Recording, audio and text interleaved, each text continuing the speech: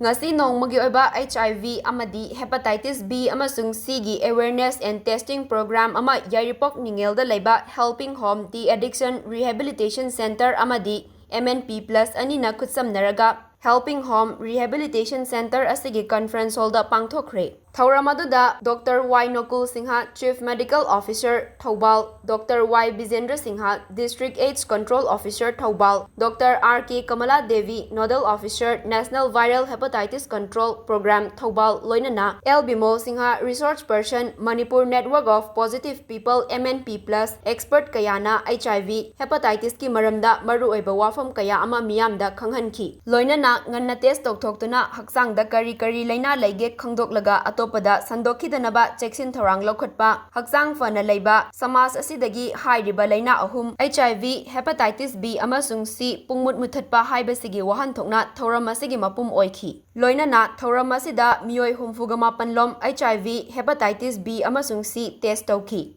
Hepatitis or HIV, both the awareness as well as program the testing, diagnosis or then treatment positive or magadi adherent positive ngasai 2030 da hepatitis ki elimination program HIV na majo SI epidemic oibedo 2030 da end over si namgadari ne ba four routes to the ma'am loing khangamani amana injecting infected kanu duga share do budo ado amala igre then blood and blood products again la igre ko sexual partners unprotected kanu do Adu Torga then Mama de Machada, Mama infected or everything and Machada. The World Health Organization 2024 Hongba Global Hepatitis Report Matungina,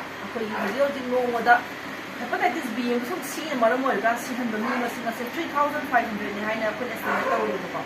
The CE Global Hepatitis Report is 187 countries, Magi local data max the base of the home. Although she higher same appointment, no wada, she had the Mimas in Asina, 3,500 estimate of the Duga. And now a new infection, Mutizagi forgot, nearly more than 6,000 people.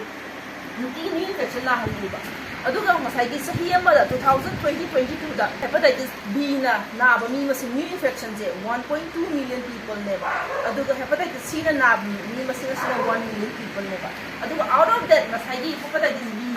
Masagi 1.2 million people now on Hansi, Manunda. Only Magi can say 13% of people say most diagnosed however.